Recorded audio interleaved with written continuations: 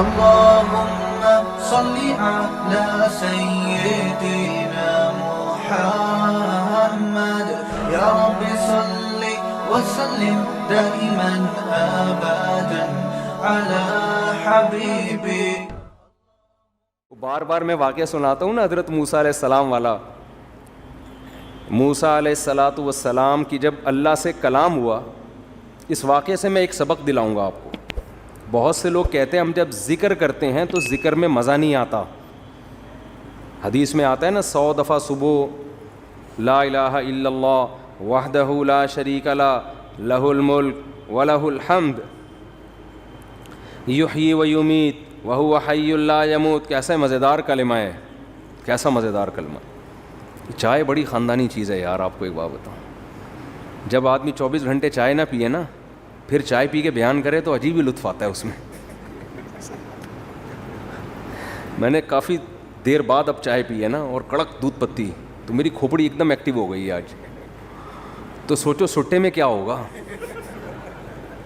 ہم خام میں چرسیوں کو برا بھلا کہتے ہیں, ہیروئنچیوں کو بھلا بھلا کہتے ہیں. تو میں نے اکثر دیکھا جب میرا دماغ تھکا ہوا ہوتا ہے بیان نہیں ہوتا, دماغ فریش ہوتا ہے تو اس کے اثرات بیان میں بھی آ رہے ہوتے ہیں.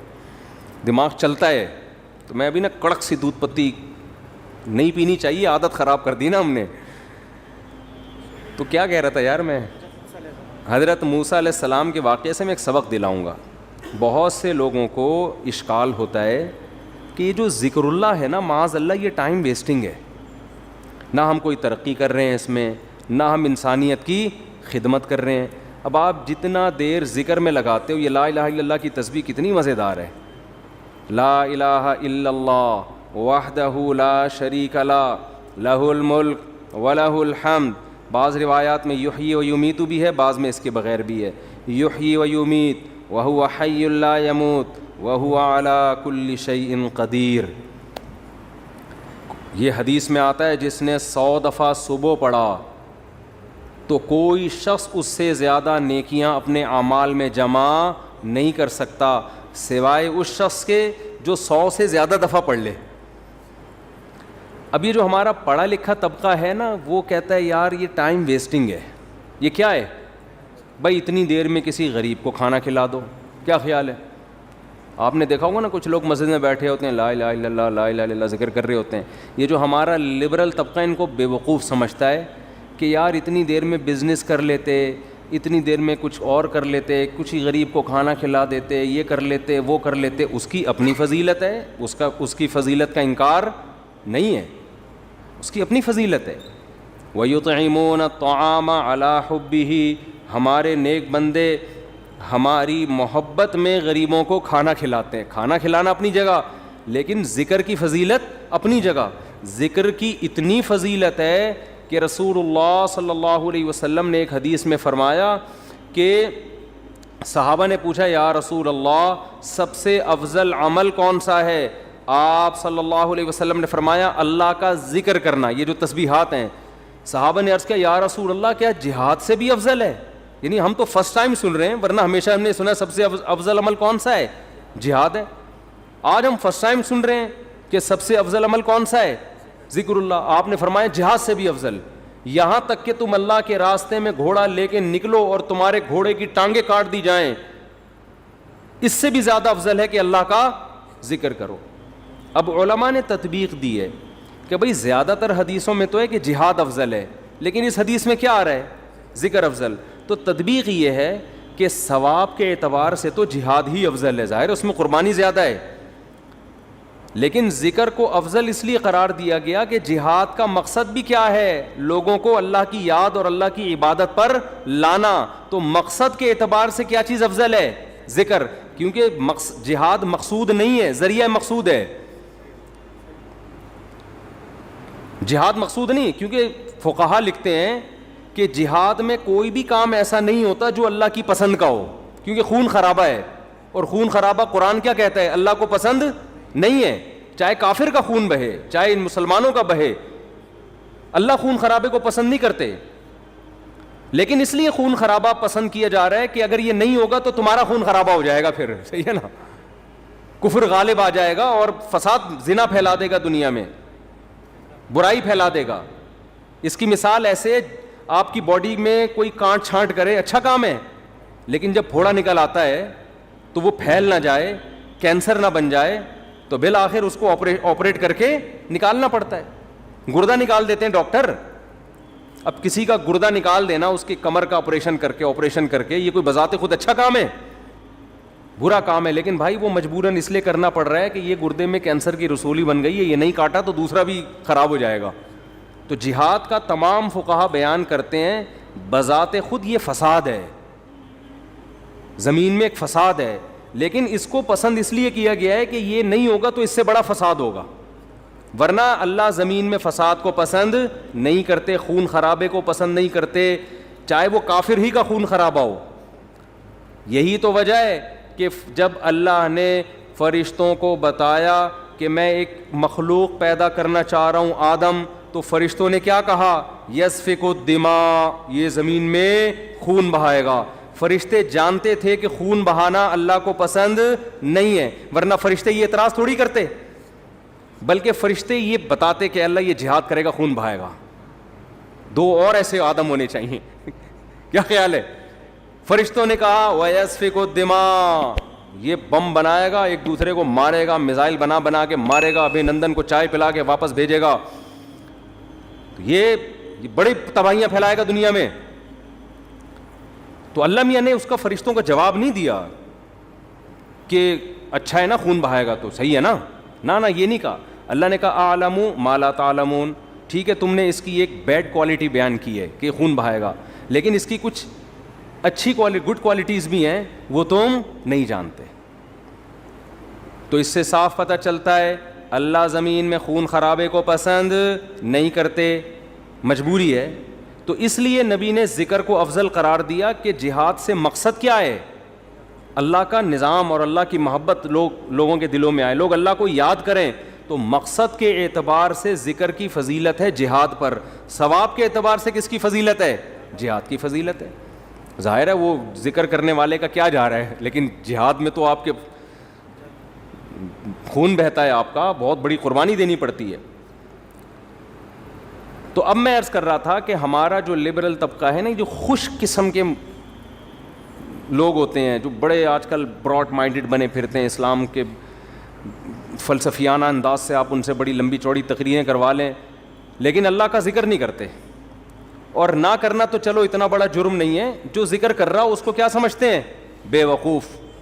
کیا بھائی یہ فلاں بزرگ سے بیعت ہے اور ان کی وہاں بیٹھا ہوتا ہے مسجد میں, صبح صبح انہوں نے بولا یہ اللہ اللہ کیا کرو تو بیٹھ کے اللہ اللہ کر رہا ہوتا ہے, یا کسی حدیث میں پڑھ لیا یہ ذکر کرنا. اچھا, اپنے کاموں کو بنانے کے لیے وظیفے پڑھنے والے مارکیٹ میں بہت ہیں. آپ کہیں دیکھے ہو نا اللہ اللہ کر رہا ہے تو سمجھ لو اس کی شادی نہیں ہو رہی, کسی نے اس کو شادی کا وظیفہ بتایا بھائی. ایسے نیک مارکیٹ میں شارٹ ہیں جو اللہ اللہ کر رہے ہیں صرف اللہ کو یاد کرنے کے لیے. ایسے نیک مارکیٹ میں کیا ہیں؟ شارٹ چل رہے ہیں. تو ایسے نیک لوگوں کو لوگ بے وقوف بھی سمجھتے ہیں کہ ٹائم ویسٹنگ, یہ کر لیتے. ہم نے اپنے اکابر کو دیکھا ہے جنہوں نے بڑے بڑے کام کیے, لیکن آپ ان کے ذکر کی ڈیٹیل میں جائیں تو ایسا لگتا ہے یار یہ تو اتنا ٹائم یہ ذکر اللہ میں گزارتے تھے, ان کے پاس باقی کاموں کے لیے ٹائم کب بچتا تھا؟ لیکن باقی کام بھی انہوں نے بہت کیے. تو یہ جو لبرل طبقہ ہے نا ہمارا, ان کو یہ صوفی ٹائپ کے لوگ جو اللہ اللہ کر رہے ہیں تسبیح پکڑ کے یا ویسے ہی, ان کو یہ برے لگتے ہیں کہ ٹائم ویسٹ کر رہے ہیں. لیکن بات یہ ہے کہ جب انسان کو کسی سے محبت ہوتی ہے تو محبوب کی یاد میں ٹائم ویسٹ کرنا یہ اس کو ٹائم کی ویسٹنگ لگتا نہیں ہے. یہی تو منزل ہے بھائی, ہم پیدا ہی اللہ کے لیے ہوئے ہیں, ہو جائے اللہ کی یاد میں ٹائم ویسٹ, سبحان اللہ, اور کیا چاہیے. جانا کس کے پاس ہے؟ ہم نے اللہ کے پاس جانا ہے. تو ٹائم بچانا کہتے کس کو ہیں؟ میری یہ سمجھ میں نہیں آتا. ایک صاحب مجھ سے الجھ گئے کہ اتنا ٹائم ویسٹ کر رہے ہیں. میں نے کہا ویسٹنگ آف ٹائم کی ڈیفینیشن کیا ہے؟ کیا ڈیفینیشن ہے اس کی؟ یہ بہت امپورٹنٹ سوال ہے. دیکھو گورے کا معیار الگ ہے ٹائم ویسٹ کرنے کے بارے میں, مسلمان کا معیار الگ ہونا چاہیے. جب آپ منزل متعین کر لیتے ہیں نا تو اس منزل کی طرف جو بھی راستہ آپ کو لے کے جائے گا اس میں ٹائم کھپانا ٹائم ویسٹنگ نہیں ہے. اور جو کام آپ کو اس منزل سے ہٹا رہا ہے چاہے دیکھنے میں وہ کتنا قیمتی کام لگے, لیکن اسلام اس کو ٹائم ویسٹنگ کہتا ہے. مثال وہی میں ڈاکٹر اور باکسر والی لے آتا ہوں. آپ کا ہدف تھا ڈاکٹر بننا, صبح شام آپ کیا کر رہے ہو؟ باکسنگ سیکھ رہے ہو. اب باکسر تو کہے گا زبردست یار یہ آدمی ٹائم کا بڑا پابند ہے, ٹھیک صبح 8 بجے آ کے مکے لگاتا ہے, پھر جا کے ناشتہ کرتا ہے, پھر تھوڑا آرام کرتا ہے, اس کے بعد پھر دوپہر ٹائم. تو دیکھنے میں تو لگ رہا ہے کہ یہ ٹائم ویسٹ نہیں کر رہا, لیکن جس آدمی کو پتا ہو کہ آپ کا ہدف ڈاکٹر بننا ہے وہ کہے گا یہ ٹوٹلی ٹائم آپ کا کیا ہو رہا ہے؟ ویسٹ. ٹوٹلی, اس کا کچھ بھی فائدہ نہیں ہے فیوچر میں. آپ میرے پاس لوگ آتے ہیں 40 سال کے 45 سال کے کہ ہم عالم بننا چاہتے ہیں, مدرسے میں داخلہ لے کے ہم کیا بننا چاہتے ہیں؟ عالم. میں ان سے کہتا ہوں آپ دین کا علم حاصل کر لیں بقدر ضرورت, قرآن کی تفسیر پڑھ لیں, احادیث پڑھ لیں, بقدر ضرورت مسائل سیکھ لیں. پراپر عالم بننے کا ٹائم اب گزر گیا ہے, اب ٹائم ویسٹ ہوگا آپ کا. کہتے ہیں یار میں علم دین میں اپنے آپ کو کھپاؤں اور ٹائم ویسٹ.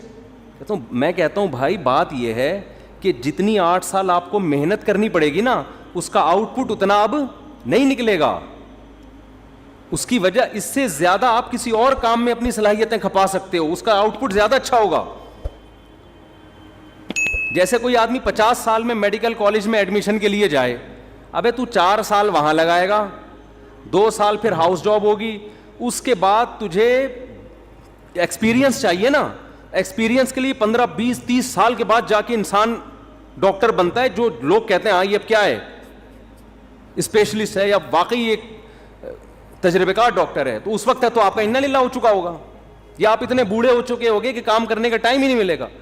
آج جو علماء آپ کو کام کرتے نظر آ رہے ہیں نا, یہ وہ تھے جو 18 سال کی عمر میں فارغ ہو چکے تھے, پھر انہوں نے تدریس کی. میں اپنی مثال دے دیتا ہوں آپ کو, شو مارنے کے لیے نہیں, کیونکہ یوٹیوب پہ نا میرے بارے میں بہت سا لوگوں نے اوٹ پٹانگ چیزیں بھی شائع کی ہوئی ہیں کہ یہ لطیفوں کے علاوہ اس بیچارے کو کچھ نہیں آتا, اس کے بیان میں حوالے نہیں ہوتے. تو شو مارنے کے لیے نہیں, انسان جب کوئی کام کر رہا ہوتا ہے تو اپنا انٹروڈکشن تو کروا دیتا ہے نا.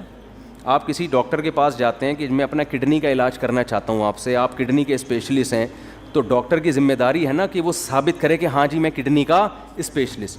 آپ اس سے پوچھ رہے ہیں کہ آپ کڈنی کے اسپیشلسٹ ہیں, میں آپ سے علاج کروں گا, تو آپ کے پاس کیا دلیل ہے؟ ڈاکٹر تواضع میں, ارے ہم تو خادم, ہم کہاں میں کیا کڈنی کا پتہ, ہم تو جاہل ہیں. تواضع میں آ گیا نا ڈاکٹر, ارے کڈنی کیا ہوتا ہے مجھے تو یہی نہیں پتا کڈنی کی اسپیلنگ کیا ہے. میں کوئی سڈنی سے تھوڑی آیا ہوں جو مجھے کڈنی کا پتہ ہو. تو ایسے موقع پہ اپنی جو کوالیفیکیشن ہے یا جو بھی آپ کے اندر ایبلٹی ہے اس کو شو کرنا یہ کوئی تواضع کے خلاف نہیں ہے. ہاں اس میں میں نہیں کہتا کہ میں عالم ہوں, لیکن میں عام لوگوں سے کہتا ہوں کہ بھائی ٹوٹا پھوٹا آپ سے زیادہ اللہ نے علم دے دیا. باقی بڑے بڑے علماء کے مقابلے میں تو ہم, ایک صاحب نے مجھے کہا نا کہ آپ اگر عالم ہیں, آپ کو قرآن و حدیث اگر آتا ہے تو امام ابو حنیفہ کی تقلید کیوں کرتے ہو آپ؟ پھر آپ کو تو خود آتا ہے قرآن و سنت, اور اگر آپ کو نہیں آتا تو آپ جاہل ہو, پھر بیان کیوں کر رہے ہو لوگوں میں؟ سمجھ میں نہیں آئی بات. کہا کہ ہم آپ کے مقابلے میں جاہل نہیں ہیں, آپ کے مقابلے میں عالم ہیں, ابو حنیفہ کے مقابلے میں جاہل ہیں. صحیح ہے نا. قرآن حدیث ہمیں آتا ہے, اتنا نہیں جتنا امام ابو حنیفہ کو آتا تھا, لیکن اس سے زیادہ آتا ہے جتنا آپ کو آتا ہے. ان صاحب سے میں نے کہا تو ایک ٹائم ہوتا ہے نا انسان کا. تو میں جلدی جلدی بتا دیتا ہوں, میں نے 8 سال دارالافتاء والارشاد میں درس نظامی کیا ہے. اس میں ہم یہ جو کہتے ہیں نا فقہ پڑھتے رہتے ہیں, یہ غلط ہے. حدیث فقہ ساتھ ساتھ چلتی ہے. سب سے پہلے ہمارے مدارس میں یہ وہ اچھل موضوع سے ہم ہٹ رہے ہیں, جلدی سے مختصر بیان کر دوں گا میں تاکہ موضوع اتنا دلچسپ موضوع چل رہا تھا وہ بیچ میں گڑبڑ نہ ہو.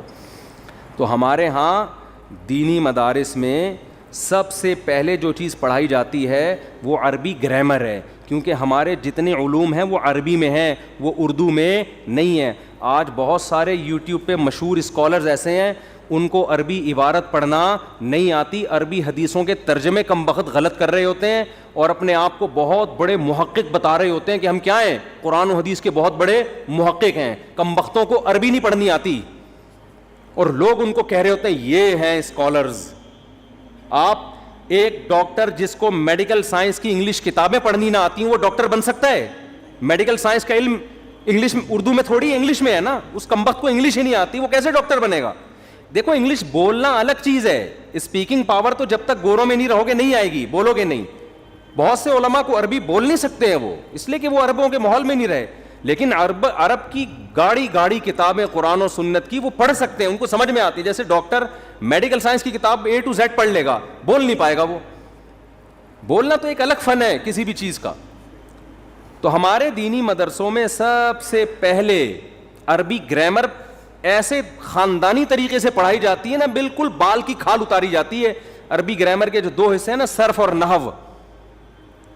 ایک صرف ہے جس میں کلمات کو، اور ایک ہے جس کو سینٹنس بنانا. وہ اس کے بعد اس کی پریکٹس کروائی جاتی ہے، پھر خالی تھیوری نہیں پڑھائی جاتی، اس عربی گرامر کی پریکٹس کروائی جاتی ہے مختلف کتابوں میں.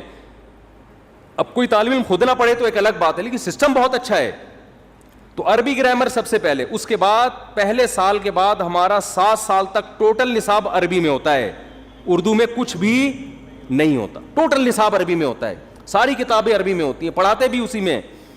اس میں پھر ہماری ایک چلتا ہے فقہ، مسائل. فقہ کی آج کے اسکالرز نہیں، 1200 سال پہلے جو لکھی گئی ہیں کتابیں، جو صدیوں سے تواتر سے لوگ پڑھتے چلے آ رہے ہیں. آج 15ویں صدی کے جو اسکالرز ہیں ان پر فقہ کے معاملے میں اعتماد نہیں کیا جا سکتا. وہ جو صدیوں سے اسلامی حکومتیں چلی ہیں اس پہ ہزار سال ان کتابوں نے حکومت کی ہے. وہ فقہ کی کتابیں، اس کے ساتھ حدیث کی کتاب، اس کے ساتھ عربی ادب تاکہ عربی ادب میں مہارت ہو، پھر گرامر کی تھوڑی اور پیچیدہ کتاب. یہ 3 ٹاپک، پھر بلاغت. یہ 4 ٹاپک آخر تک چلتے ہیں. آخر کے 2 سال صرف اور صرف حدیث. بعض مدارس میں 1 سال ہوتا ہے، ہمارے مدرسے میں 2 سال. اس میں صرف اور صرف حدیث کی کتابیں پڑھائی جاتی ہیں. تو یہ نصاب سے پڑھ کے انسان نکلتا ہے. تو یہ ہو نہیں سکتا کسی نے یہ نصاب پڑھاؤ اور وہ اس کو لطیفوں کے علاوہ کچھ بھی نہ آتا ہو. اس کے بعد پھر ہے تخصص. 20 سال کوئی کم میرا خیال ہے عرصہ نہیں ہوتا. 20 سال سے ہم پورے دنیا سے جو مسائل آتے ہیں نا، وہ مسائل کی ہم پریکٹس کر رہے ہیں. پریکٹس کا مطلب یہ ہوتا ہے مسئلہ آیا، قرآن و سنت کی روشنی میں اس کا جواب لکھنا ہے. اس میں وراثت کے مسائل، طلاق کے مسائل، کاروباری مسائل، بینکنگ کے مسائل. کوئی دنیا کا مسئلہ ایسا نہیں ہے جو لوگ نہ پوچھتے ہوں. وہ مسائل 20 سال تک اس کی پریکٹس. اب عوام میں جب ہم بیان کرتے ہیں نا تو لوگوں کی مینٹل لیول پہ آ کے بیان کرتے ہیں، اس میں افلاطونیاں اور بقراتیاں نہیں جھاڑتے. اس سے لوگ سمجھتے ہیں کہ یار یہ لوگ بالکل فارغ ہیں، فلاں اسکالر تو ایسے بخاری پیش کر رہا ہوتا ہے. بھائی ہم عوام کے سامنے وہ بات کریں گے نا جس کا پبلک کو فائدہ ہو، وہ بات کی جائے گی نا جس کا عوام کے فائدے کی کیا چیزیں ہیں. عوام کے فائدے کی چیزیں تو بہت آسان ہیں جو قرآن نے ہائی لائٹ کی ہیں. تعالوا اتل ما ربکم علیکم، آؤ ہم اتل ما حرم ربکم علیکم، آؤ ہم بتاتے ہیں تمہارا رب کن چیزوں سے ناراض ہوتا ہے اور کن چیزوں سے خوش ہوتا ہے. اس میں تو اللہ نے کوئی وراثت کے پیچیدہ مسائل نہیں بتائے، یہ تو علماء کے لیے ہیں. سادہ باتیں قرآن نے کی ہیں جو نیچر کو اپیل کرتی ہیں. وہ باتیں کیا ہیں؟ اللہ تشرکوا بہ شیئا، اللہ کے ساتھ کسی کو شریک مت کرو. وبالوالدین احسانا، والدین کے ساتھ اچھا سلوک کرو. اور یتیم کا مال مت کھاؤ، وراثت کو وقت پہ تقسیم کرو. اور کیا ہے؟ معاہدوں کی پابندی کرو، جھوٹ مت بولو. یہ ساری جو بیسک اخلاقیات ہیں ان کو قرآن فوکس کرتا ہے. تو جو عالم صحیح معنی میں عالم ہوگا نا، وہ اپنی علمیت نہیں جھاڑے گا لوگوں کے سامنے، وہ لوگوں کے سامنے وہ بات کرے گا جو لوگوں کی ضرورت کی ہے. میں جب جامعۃ رشید میں تھا تو میرے ذمہ طلبہ کو درس قرآن سکھانا بھی تھا. میں نے بار طلبہ کو ایک بات کہتا تھا، دیکھو واعظ یا عالم، اس کے سب سے بڑا فساد وہاں شروع ہوتا ہے کہ جب اس کے پاس کوئی نالج ہوتی ہے نا، بڑی زبردست نالج، وہ نالج عوام میں شیئر کرنا شروع کر دیتا ہے، حالانکہ عوام کو اس نالج کی ضرورت نہیں ہوتی. یہاں سے فساد شروع ہوتا ہے. سارے فرقواریت بھی یہیں سے پھیلتی ہے. دیکھو ایک ڈاکٹر کو کڈنی کے بارے میں بہت گہری معلومات ہیں، بہت معلومات ہیں. اب عوام میں اپنی معلومات شیئر کر رہا ہے. وہ عقلمند ڈاکٹر ہوگا کبھی بھی شیئر نہیں کرے گا. عقلمند ڈاکٹر ہوگا گردے کے بارے میں بیسک معلومات آپ کو بتا دے گا، بھائی پانی ٹائم پہ پی لیا کرو. یہی کہے گا نا، بھائی شوگر کنٹرول میں رکھو، بلڈ پریشر چیک کر لیا کرو. جو عوام کے فائدے کی 2-4 چیزیں ہوں گی وہ عوام کو بتا کے لیکچر کیا کرے گا؟ ختم. بے وقوف ڈاکٹر کیا کرے گا؟ کڈنی کی ڈائیگرام بنائے گا اور کڈنی میں پورا جو اس کمبخت نے 10 سال لگا کے کڈنی کو پڑھا ہے نا وہ آپ کو سمجھانا شروع کر دے گا. لوگ کہیں گے یار خاندانی ڈاکٹر ہے. ابے تجھے کیا فائدہ ہوا اس خاندانی ڈاکٹر کا؟ نہ تجھے وہ تفصیل یاد رہے گی. تیرے فائدے کی چیز تو صرف اس میں اتنی ہے, ڈاکٹر اتنا دور 4 کی طرح بتا دیتا, کمبختو گردوں کا بیڑا غرق ہو رہا ہے بلڈ پریشر کی وجہ سے, شوگر کی وجہ سے, پانی کی کمی کی وجہ سے, سٹے مارنے کی وجہ سے. ٹھیک ہے, کمبختو اس کا خیال کیا کرو, یہی ریسرچ ہے. اب عقل مند لوگ اس ڈاکٹر کو چومیں گے, ہاتھ چومیں گے, ہمارے فائدے کی چیز بتا دی. بے وقوف کہیں گے اس کمبخت کو آتا کچھ بھی نہیں. سمجھتے ہو کہ نہیں سمجھتے؟ یہی حشر علماء کے ساتھ ہو رہا ہے. کوئی افلاطونیہ بنو امیہ کی رپورٹیں پیش کرے نا آپ کے سامنے آ کے, بنو امیہ نے یہ کیا, پھر بنو عباس نے یہ کیا, پھر یہ وہ بخاری کی حدیث فلاں, اور وہ نمبر پلیٹیں لگ رہی ہیں سنیں آج کل گاڑیوں کی, اور وہ ہوگا, اور پھر ایسی جس کا عوام کو کخ بھی فائدہ نہیں ہے سوائے نفرتیں پھیلانے کے. لوگ کہیں گے یہ ہے کیا خاندانی ریسرچر, یہ ہے بہترین ریسرچ کرنے والا. اس ریسرچ کا پبلک کو 5 روپے کا بھی فائدہ نہیں ہے. اور علماء کے پاس اس ریسرچ کے جواب بھی ہوتے ہیں, لیکن علماء کو پتہ ہے اگر جواب دیا پھر جواب, پھر یہاں سے جواب, پھر وہاں سے جواب, وہی ہوگا جو اگلا چاہ رہا ہے. عوام ایک غیر ضروری بحث میں کیا ہوگی؟ الجھ جائے گی. تو جس نے الحم سے لے کے والناس تک قرآن پڑھا ہے نا, قرآن کو سمجھتا ہے, کہتے قرآن نے جن چیزوں کو زیادہ فوکس کیا ہے انہی چیزوں کو ہائی لائٹ کرو. تو قرآن تو اس چیز کو فوکس کر رہا ہے جو میں بھی آپ کے سامنے آیتیں پڑھ رہا ہوں. انی ظننت انی ملاق حسابیہ, انسان کہے گا مجھے پتا تھا میرے اعمال کا بدلہ مجھے ملنے والا ہے. تو وہ اعمال کیا ہیں؟ وہ اعمال وہ ہیں جو قرآن اہل جنت کے اعمال بیان کرتا ہے. وہ اہل جنت کے اعمال کیا ہے؟ یصلون ما امر اللہ بہ ان یوصل, جس رشتہ داری کو اللہ نے جوڑنے کا حکم دیا یہ اس رشتوں کو توڑتے نہیں ہیں, یہ اہل جنت ہیں. تو ہمارا ہدف جنت ہے یا اس کے علاوہ کچھ اور ہے؟ تو میں جو بیان لے کے چلا تھا نا کہ دین پر آنے کے بعد اول تو شیطان آنے نہیں دیتا, جب انسان دین پر آ گیا تو اصل ہدف سے کیا کر دیتا ہے؟ ہمارا اصل ہدف ہے جنت. تو ہم نے جنت میں جانے کے لیے وہ صفات پیدا کرنی ہے جو اللہ نے اہل جنت کی بتائی ہیں. ان اہل جنت کی صفات میں کہیں بھی نہیں ہے کہ ان کو بنو امیہ کے بارے میں پوری رپورٹیں معلوم ہیں, ان کو بنو عباس اور ایک ایک رپورٹ ان کو معلوم ہے, نمبر پلیٹیں لگا رہے ہیں بنو امیہ کے بارے میں. یہ کہیں بھی نہیں ہے. ٹھیک ہے کبھی کبھار یہ ٹاپک بھی صحیح ہے ایک معلوماتی پروگرام کے طور پر, لیکن پوری قوم کو ایک چیز پہ دھکیل دینا, بھائی قوم کے یہ مسائل نہیں ہیں, قوم کے مسائل کچھ اور ہیں جو قرآن ہائی لائٹ کر رہا ہے. آپ بعض لوگوں کی تقریریں سنیں, صبح و شام وہ اہل بیت کے فضائل بیان کرتے ہیں. بہت اچھی بات ہے, اہل بیت سے محبت ہمارے ایمان کا جزو ہے, بالکل ہمارے ایمان کا جزو ہے. لیکن قرآن جو نازل ہوا یا پیغمبر صلی اللہ علیہ وسلم جو دنیا میں آئے, ان کا ہدف اہل بیت کی محبت لوگوں کے دلوں میں ڈالنا نہیں ہے. یہ بھی ایک حصہ ہے, ہمارے ایمان کا حصہ ہے, ہم مانتے ہیں. ان کا ہدف کیا ہے؟ قوم کی اخلاقی تربیت. جو پیغمبروں نے مارے کھائی ہیں سود چھڑوانے کے لیے, زنا چھڑوانے کے لیے, شرک چھڑوانے کے لیے, قطع رحمی, صحابہ میں یہی تو اوصاف پیدا ہوئے تھے. قرآن کیا کہہ رہا ہے کہ وہ لوگ جو ایک دوسرے کے خون کے پیاسے تھے, الف بین قلوبہم, ان کے دلوں کو ہم نے کیا کیا؟ جوڑ دیا آپس میں. تو اس لیے میں آپ سے بار بار کہہ رہا ہوں جب دین کی طرف آؤ نا تو اپنا ہدف متعین کرو, ہمارا ٹارگٹ ہے کیا, ورنہ شیطان آپ کو دائیں بائیں غیر ضروری بحثوں میں لے جائے. پنجاب کے ایک بہت بڑے عالم تھے, یہ تقریباً 15-16 سال پرانی بات ہے. بڑی اللہ نے استعداد دی, صلاحیت دی, یونیورسٹی کالج چھوڑ کر انہوں نے علم دین حاصل کیا, بڑا زبردست خاندانی عالم بنے. وہاں لوگوں نے بتایا, میں بڑی توقع تھی کہ یار یہ تو ایک تہلکہ مچا دے گا. وہ کیا ہوا, ان کا کسی سے یزید پہ مناظرہ ہو گیا کہ یزید جنتی ہے کہ جہنمی ہے. اس مناظرے کو ایسا انا کا مسئلہ بنایا نا کہ اب مجھے وہاں لوگوں نے بتایا کہ اب محترم کی پوری, وہ یزید کو جنتی کہتے تھے, میجورٹی جہنمی کہتی ہے. انہوں نے اب پوری صلاحیتیں کھپا دیں یزید کو جنتی ثابت کرنے میں, اور اس کے بہترین مناظر بن گئے وہ. ابے بھائی آپ ادھر نہ جائیں جہاں آپ کو قوم لے کے جا رہی ہے. پوری زندگی کا حاصل آپ نے اگر یہ نکال لیا کہ یزید کو جنتی ثابت کر دیا, تو یار آپ نے 8 سال مدرسے میں اس لیے ٹائم ویسٹ کیا ہے, آپ کے اوپر لوگوں کی زکاتیں خرچ ہوئی ہیں, صدقے خرچ ہوئے ہیں آپ کے اوپر لوگوں کے. کیا یزید کو جنتی ایک شخصیت ہے, اس کی اتنی ویلیو کیوں دے رہے ہو اس کو آپ؟ ایک تاریخی حیثیت ہے. آپ اپنا ایک بیان ریکارڈ کروا دیتے میری رائے یہ ہے اور اس کے جواب میں, اس کے بعد بھاڑ میں جائے یار, کوئی اور کام کرو بیٹھ کے, کسی کو اتفاق ہے ٹھیک ہے, نہیں ہے تو بھاڑ میں جائے, جو مرضی کرنا ہے کرے. یہ ہونا چاہیے نا. لیکن چونکہ عوام میں یہ موضوع چھڑ گیا ہے, اب عوام کو چسکے لینے کا شوق. اب آپ نے یزید کو لعنتی ہونا ثابت کیا, لوگ جوش میں رو رہے ہیں یزید لعنتی لعنت اللہ علیہ, لوگ جوش میں آ کے لیٹ گئے اور خطیب کو کندھوں پہ اٹھا لیا, یزید کو اس نے آج لعنتی اور جہنمی ثابت کر دیا. پبلک میں تو خوش ہو جاؤ گے میرے بھائی, اور کسی نے جنتی ثابت کرنے پہ پورا زور لگا دیا. یہ جتنے بڑے بڑے علماء, مفتی تقی عثمانی صاحب جیسے, آپ ان کی اسٹیٹمنٹ دیکھیں مختصر ہوتی ہے. چاہے یزید کے بارے میں رپورٹ پیش کریں گے نا, 2 جملے رپورٹ پیش کر کے آگے نکل گئے, اپنی صلاحیتیں کسی اور کام میں لگا رہے ہیں.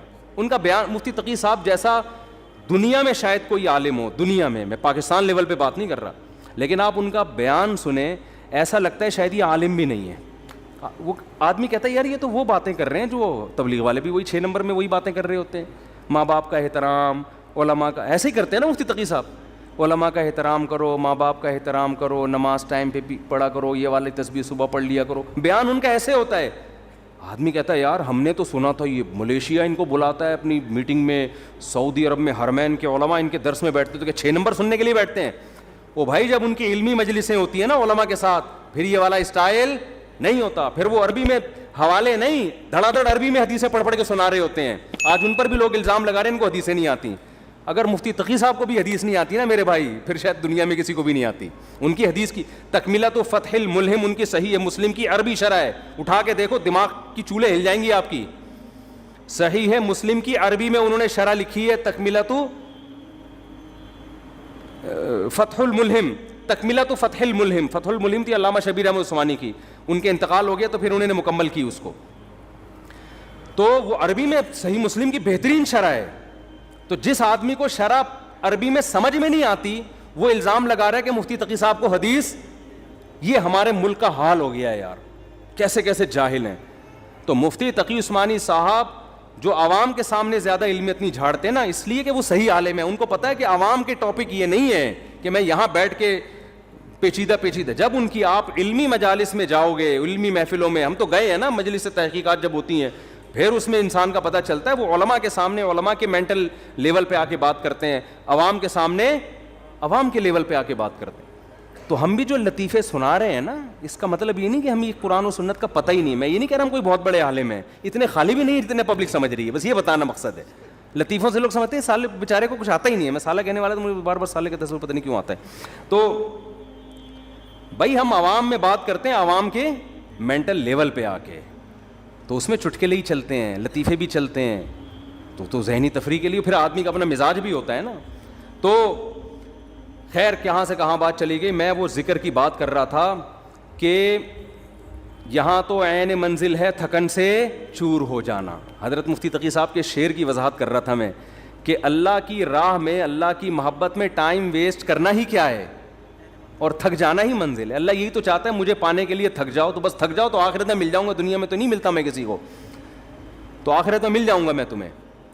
تو اس میں بتا رہا تھا کہ ذکر کو آج ہمارے پڑھے لکھے طبقے نے, کوئی بچہ اگر صبح بیٹھ کے 100 دفعہ تسبیح پڑھ رہا ہو, ابا پیچھے سے آ کے تھپڑ لگائے گا, کم بخت ٹائم ویسٹ کر رہا ہے, تجھے انڈے لینے کے لیے بھیجا تھا میں نے بھائی تو کچھ پڑھ لے.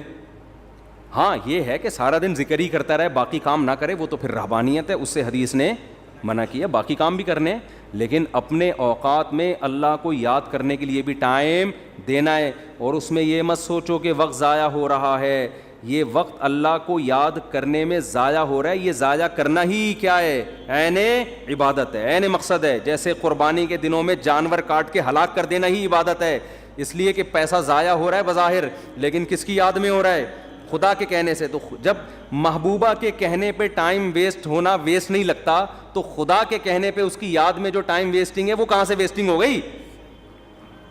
کسی عاشق سے پوچھو کہ محبوبہ نے تمہیں بلایا, وہ کہے گا میں پہلے بہت ٹائم دے چکا ہوں, مزید ٹائم نہیں ہے میرے پاس وہ تو بھاگا جائے گا.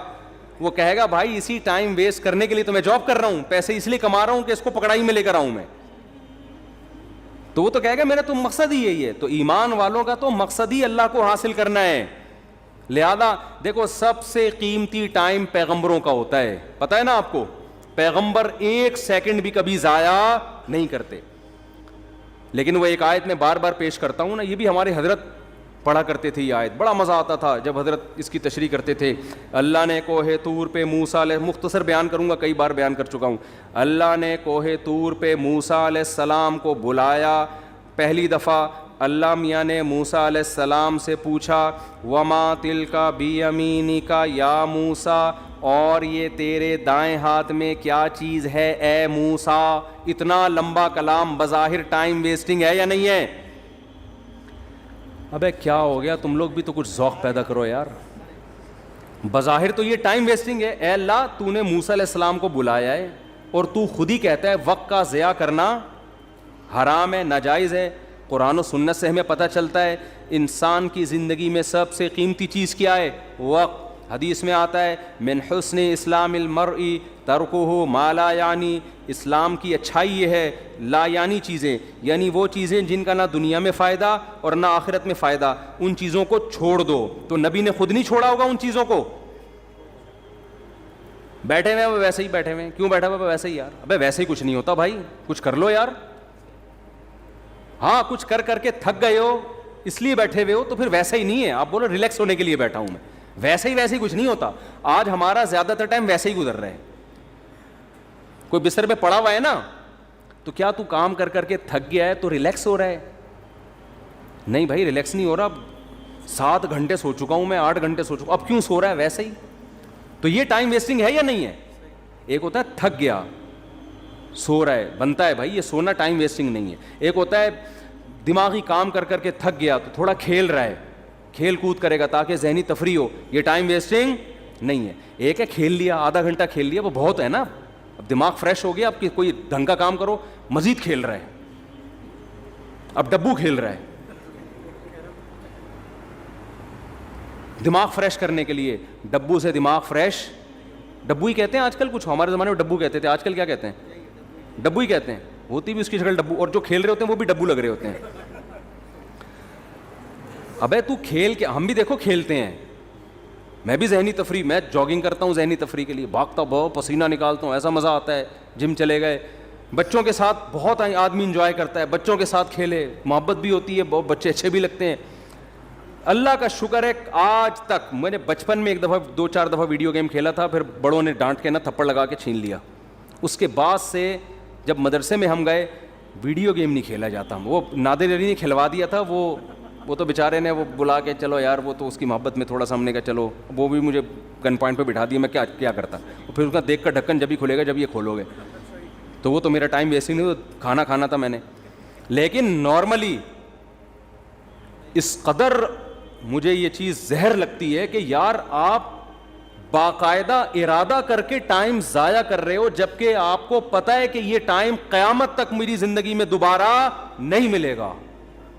کیسے کھیل رہے ہوتے ہیں ویڈیو گیم یار, کیسے کھیل رہے ہو, 1 گھنٹہ لگے ہوئے اسکور بنا کے, کیا مل رہا ہے تمہیں اسکور بنا کے؟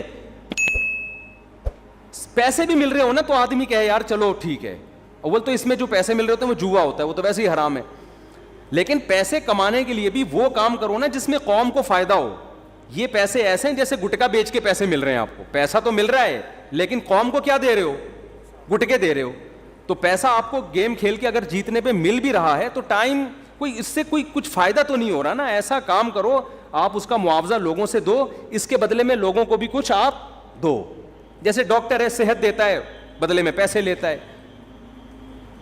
لیکچرار ہے, وہ 1 گھنٹے کا لیکچر دے گا, لوگوں کو نالج دے گا, اس کے بدلے میں پیسے لے گا.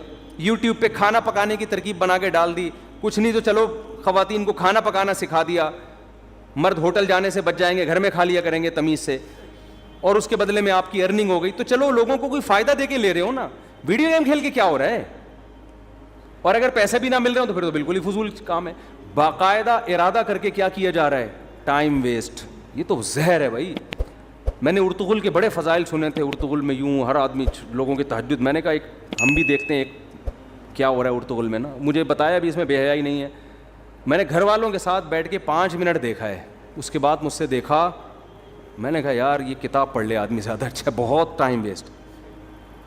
میں نہیں کہہ رہا جنہوں نے دیکھا وہ کوئی صحیح کیا غلط کیا, وہ مفتیوں سے فتویٰ لے لیں, لیکن ٹائم ویسٹنگ ہونے میں تو بھائی ہسٹری پڑھ لو یار اتنی دیر میں, تو بہت ٹائم ویسٹ ہوتا ہے بھائی, بہت ٹائم. کیسے آپ ارادہ کر کے, ایک ہوتا ہے نا خود بخود ٹائم ویسٹ ہو گیا, آپ پلاننگ کر رہے تھے کچھ سمجھ میں نہیں آیا, پڑھے ہوئے ہیں تو کچھ سمجھ میں ہی نہیں آ رہا اس لیے ٹائم ویسٹ ہو رہا ہے. ایک ہو رہا ہے کہ آپ باقاعدہ ارادہ کر کے کیا کرو, ٹائم ویسٹ. میں کہتا ہوں دوستوں کے ساتھ بیٹھ کے گپے مار لینا, یہ ٹائم ویسٹ بھی, یہ بھی ٹائم ویسٹنگ ہے. اس میں پھر بھی کچھ نہ کچھ نالج مل جاتی ہے آدمی کو, گپ شپ میں ہی پتہ چل جاتا ہے, کچھ سیاسی تبصرے پتہ چل جاتے ہیں, کچھ اور معلوماتی گپیں جب لگ رہی ہوتی ہیں 2-4 کام کی باتیں بھی آ جاتی ہیں اس میں.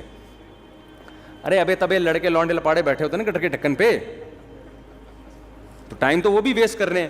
اس میں بھی کچھ نہ کچھ معاشرے کا ہی پتہ چل جاتا ہے نا, پبلک اس کی کون کی بھاگ کے کہاں گئی ہے, ٹھیک ہے نا. تو یہ ویسے تو غلط نالج ہے, لیکن اس سے یہ تو پتہ چلتا ہے معاشرے میں کیا ہو رہا ہے, بھاگ رہے ہیں لوگ, نہیں بھاگ رہے, یعنی ایک مثال دے رہا ہوں. تو کچھ معاشرے کی سوسائٹی کی نالج ہوتی ہے, انسان کو سوسائٹی کو گائیڈ کرنے میں آسانی ہو جاتی ہے, کیونکہ جو گٹر کے ڈھکن پہ نہیں بیٹھے گا اس کو کیا پتا کہ ہو کیا رہا ہے. سمجھ رہے ہو. آج ایک مولانا صاحب نے مجھے کہا کہ یہ شرن جائز نہیں. میں نے کہا کیوں کہہ رہے اس میں عورتوں سے مشابہت. میں نے کہا بھائی کہاں سے مشابہت ہے, پورا ناظم آباد میں ایسے بال رکھے ہوئے, وہ کوئی لمبے بالوں پہ اعتراض کر رہے تھے کہ یہ عورتوں سے مشابہت. میں نے کہا بھائی مرد بہت زیادہ بڑے لمبے بال رکھتے ہیں, آپ کون سی دنیا میں رہتے ہو. ایک مولانا صاحب مجھے کہنے لگے کہ اس پہ فتویٰ دیں کہ محبت کی شادی جائز نہیں ہے. میں نے کہا کیوں کہہ رہی ہیں ناکام ہوتی ہے. میں نے کہا حضرت آپ پتہ نہیں کس دنیا میں ہیں. ونس اپون اے ٹائم کہ ماں باپ پکڑ کے شادی کر دیا کرتے تھے, اب شادیاں 99% محبت ہی کی ہو رہی ہیں. یہ فتویٰ مارکیٹ میں چلنے والا, وہ پہلے ہوتا تھا کہ بچہ جب سے پیدا ہوا نظر جھکی ہوئی ہے اس کی, اس نے دیکھا ہی نہیں کسی کو. ابا نے کہا کہ وہاں تیری شادی کر رہا ہوں میں, بچہ شرم سے بھاگ گیا. لڑکے کی بات کر رہا ہوں, لڑکیوں میں تو اور شرم ہوتی تھی, شرم سے بھاگ گیا. اس کو تو محبت تھی نہیں نا, ابا نے شادی کرا دی اور کامیاب لائف گزار. میں نے کہا یہ ونس اپون اے ٹائم, اب سیٹنگوں سے ہو رہی ہے. اگر آپ شادیوں کو ہی غلط قرار دے دو گے تو لوگ کہیں گے یار محبت کا ایک رزلٹ صحیح نکل رہا تھا شادی, وہ رزلٹ بھی مفتی صاحب نے کیا کر دیا, حرام. تو خالی محبتیں رہ جائیں گی, شادی مارکیٹ سے کیا ہوگی. تو ہم نہیں کہہ رہے محبتیں کریں پہلے, لیکن ایک مثال ہے کہ اس محبت کا ایک شادی کی صورت میں اچھا رزلٹ نکل رہا تھا. اب وہ رزلٹ پہ آپ پابندی لگا رہے ہو, محبتوں پہ کسی کا باپ بھی پابندی نہیں لگا سکتا اس زمانے میں. سمجھ میں آ رہی ہے بات. وہ اتنی ہو رہی ہیں, کو ایجوکیشن سسٹم ہے, وہاں لڑکی آپ کے ساتھ بیٹھی ہوئی ہے, یہ جتنی بھی نظر جھکائے پڑ جاتی ہے نا انسان کی, پھر پسند آئے گی. تو اسلام نے بھی راستہ دیا بھائی تو شادی کر لے. تو جب انسان بالکل ہی بند کمرے میں بیٹھ کے بات کرتا ہے نا, تو وہ گٹر کے ڈھکن پہ بیٹھے گا تو پتہ چلے گا نا کہ بند کمرے سوسائٹی میں ساری شادیاں کیسی ہو رہی ہیں. ہم تو بیٹھے ہیں, پہلے بیٹھتے تھے, اب نہیں بیٹھتے. تو گٹر کے ڈھکنوں پہ بیٹھے گا تو پتہ چلے گا سوسائٹی میں. وہ پھر مثال دیتا ہوں نا یار, بڑا بےہودہ سا لطیفہ ہے, لیکن کیا کریں یار. وہ ابا نے بچے سے پوچھا بیٹا پتہ ہے علامہ اقبال کون تھے. بیٹے نے کہا نہیں پتہ. کہہ رہا اچھا لیاقت علی خان کا پتہ ہے. کہہ رہے نہیں. کم بخت اسکول جاؤ تو پتہ چلے نا. تو بیٹے نے ابا سے کہا ابا آپ کو پتہ ہے وسیم صاحب کون ہے. نہیں بیٹا. ستار کا پتہ ہے.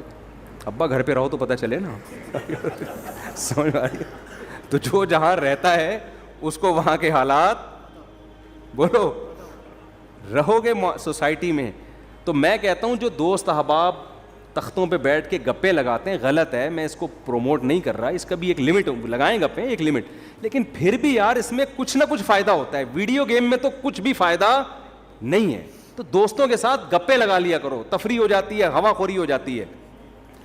یہ کام نہ کیا کرو خدا کا واسطہ, یہ جو ویڈیو گیم والا کام ہے اس میں ٹائم ویسٹنگ کے علاوہ کچھ بھی نہیں ہے.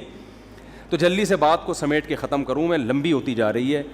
تو میں یہ عرض کر رہا تھا کہ حضرت موسیٰ علیہ السلام کو نا, جب میں یہ عرض کر رہا تھا اسلام میں وقت کی حفاظت کی بہت زیادہ ویلیو ہے. تو وقت کا تقاضا یہ ہے, وقت کی حفاظت کا تقاضا یہ ہے کہ بات جب کی جائے تو ٹو دا پوائنٹ کی جائے. یہی تقاضا ہے نا. اب کوئی ڈاکٹر صاحب کے پاس جائے, اس کو فیور ہے اور گھنٹہ لگا دے یہ بتانے کے لیے کہ فیور ہے, ڈاکٹر کہے گا بھائی تو میرا ٹائم کیوں ویسٹ کر رہا ہے. مختصر ڈاکٹر کہے گا نا. لیکن کمال ہے موسیٰ علیہ السلام جب اللہ کے پاس گئے ہیں تو اللہ میاں موسیٰ علیہ السلام سے پوچھ رہے ہیں کہ اور یہ کیا ہے آپ کے دائیں ہاتھ میں اے موسیٰ. بظاہر یہ بھی ٹائم ویسٹنگ ہے یا نہیں ہے. بھائی یہ پہلی بات تو اے اللہ تو سیدھا سیدھا کام بتا موسیٰ کو کرنا کیا ہے, فرعون کے پاس جانا ہے بھیج دے, یہ معجزہ دکھا دے بس جاؤ. بھائی سوال پوچھنے کی ضرورت کیا ہے, تجھے پتہ ہے نا لاٹھی ہے, اور اگر پوچھنا ہے تو ما ھذا یہ کیا ہے یہ پوچھ لے. کتنا لمبا کلام, اور یہ تیرے دائیں ہاتھ میں کیا چیز ہے اے موسیٰ. موسیٰ علیہ السلام تو پیغمبر تھے, ٹائم ویسٹ بالکل بھی نہیں کرتے تھے. حضرت موسیٰ کو ٹائم بچاتے ہوئے تاکہ میں جو اپنا ہدف ہے فرعون کے پاس جانا اس کو فوکس کروں, میں اس ہدف ٹائم جتنا ضائع ہوگا یہاں ضائع بظاہر ضائع ہو رہا ہے ٹائم, تو اتنا جواب دیتے لاٹھی. یہی جواب دینا میں آپ سے پوچھتا ہوں, اور یہ آپ کے کھوپڑی پہ کیا رکھا ہوا ہے اے کیا نام ہے آپ کا عبد الرحمان بھائی, آپ کہیں گے ٹوپی, یہی کہیں گے نا آپ, یہ نہیں کہیں گے یہ میرے سر پہ ٹوپی ہے, یہ تو نہیں کہیں گے. تو موسیٰ علیہ السلام نے ٹائم بچانے کی کوشش نہیں کی, موسیٰ علیہ السلام نے اس سے بھی لمبا جواب دیا. قال ہی عصای, موسیٰ نے کہا یہ میری لاٹھی ہے. اللہ نے یہ نہیں پوچھا تھا کس کی لاٹھی ہے, اللہ نے پوچھا تھا اور یہ تیرے دائیں ہاتھ میں کیا چیز ہے اے موسیٰ. حالانکہ اے موسیٰ کہنے کی بھی ضرورت نہیں ہے, بات موسیٰ سے ہی ہو رہی ہے. اتنا لمبا کلام, اور موسیٰ جواب میں اس سے بھی لمبا کلام, یہ میری لاٹھی ہے. اللہ کو غصہ نہیں آیا, بھائی میں نے صرف جو ٹو دا پوائنٹ بات کرو, میں نے پوچھا یہ کیا ہے, میں نے یہ نہیں پوچھا کس کی ہے. ڈاکٹر صاحب کو آپ بتا رہے ہیں کہ میری طبیعت خراب ہے, ڈاکٹر پوچھ رہا ہے کہ آپ کو کیا ہے, آپ کہیں مجھے بخار ہے, گھر میں میری بیگم کو ملیریا ہے, میری پھپھو لانڈی میں ہے, ان کو ان کے کڈنی میں اسٹون ہے, میرے چچا امریکہ میں ہے, وہ کووڈ میں مبتلا ہوئے ہیں. ڈاکٹر کو غصہ آئے گا نا, بھائی میں نے تمہارے بارے میں جو پوچھا ہے ٹو دا پوائنٹ وہ جواب دو, پورا خاندان کیوں میرے سامنے لا کے بٹھا دیا تم نے, غصہ آئے گا نا. لیکن جب آئے گا جب ڈاکٹر کو آپ سے محبت نہیں ہوگی. دنیا میں کتنے لیلا مجنون آئے, آج قبر میں کیڑے ان کو کھا رہے ہیں. کہیں کا مجنون نے کوشش کی کہ لیلا کی قبر میں جا کے وزٹ کر کے آؤں, وہ سب سڑ گئے مر گئے. اور ایک محبت کس سے ہوتی ہے بھائی, اللہ سے ہوتی ہے. محبت میں لمبا کلام کر رہے ہیں, یہاں ٹائم ویسٹ کرنا ہی کیا ہے مقصود ہے. اور موسیٰ علیہ السلام کی محبت کو شے آ گئی اور کہہ رہے ہیں ہی عصایا, یہ میری لاٹھی ہے, اتوکئ علیہا. اب کوئی لبرل آدمی بیٹھا ہوا ہوتا, سائنٹسٹ وہاں پہ پڑھا لکھا, وہ ٹائم کیلکولیٹ کر رہا ہوتا, اتنی دیر میں موسیٰ علیہ السلام اتنی چیزیں ایجاد کر سکتے تھے قوم کی خدمت, اتنے غریبوں کو کھانا کھلا سکتے تھے. تو یہ کیسے نبی ہے معاذ اللہ ہے بھائی, یہ کیا قوم کے قائد بنیں گے, یہ کیا قیادت کریں گے, یہ لوگوں کو ٹائم بچانے کی ترغیب کیسے دیں گے. ان سے تو سوال پوچھا گیا یہ کیا ہے, جواب میں پوری رپورٹ پیش کر دی انہوں نے, اتنا لمبا کلام. لیکن موسیٰ کے سامنے کوئی لبرل ایسی بات کرے تو موسیٰ علیہ السلام کہیں گے کمبخت تیرے دل میں اس خدا کی محبت نہیں ہے, ذرا اس رب کی محبت کی چنگاری پیدا کر لے تو بھی تو ایسے ہی ٹائم ویسٹ کرے گا. اور یہ ٹائم ویسٹ نہیں ہے, یہ کائنات بنی ہی خدا کی محبت پیدا کرنے کے لیے. تو یہ تو ساری چیزیں اللہ نے اس لیے بنائی ہیں, تو یہی تو مقصد ہے. بلکہ موسیٰ کو جب بھیجا نا اللہ نے فرعون کے پاس, تو موسیٰ علیہ السلام کہیں گے اللہ نہ بھیج, یہیں کوہ طور پہ ہی مجھے بٹھا لے. وہ تو اللہ نے آرڈر دے دیا تھا فرعون کے پاس جاؤ, تو چلے گئے, ورنہ دل موسیٰ علیہ السلام کا جانے کا نہیں چاہ رہا تھا. بس یہی دل چاہ رہا تھا اللہ سے ہی ہم کلام ہوتا رہوں, میں اللہ سے ہی باتیں کرتا رہوں. تو قال ہی عصایا, اب وہاں کوئی لبرل بیٹھا ہوا ہے, سائنٹسٹ بیٹھا ہوا ہے, تو موسیٰ علیہ السلام پر اعتراض کر. موسیٰ علیہ السلام کیا کہہ رہے ہیں, ہی عصایا, یہ میری لاٹھی ہے, اتوکئ علیہا, اس پہ میں ٹیک بھی لگاتا ہوں, واہش بہا علی غنمی, درختوں کے پتے جھاڑ کر اپنی بکریوں کو پتے بھی کھلاتا ہوں, ولی فیہا مآرب اخری, اور اے اللہ بہت سارے اور بھی کام ہیں, پرمیشن دے تو پوری رپورٹ پیش کر دوں تیرے سامنے. سمجھتے ہو کہ نہیں سمجھتے؟ تو یہ ہے ذکر اللہ کا فلسفہ. اس لیے صبح و شام کچھ اللہ اللہ بھی ہمیں کرنا چاہیے. کوئی بات نہیں ٹائم ویسٹ ہو رہا ہے.